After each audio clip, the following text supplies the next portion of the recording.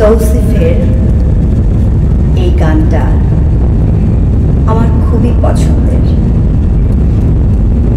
আমি একা একাই গুনগুন করে গাই। এখন খুব মনে পড়ছে গানটি। ভালো যদি বাসো তুমি আমাকে, ছুটে চলে আসো না,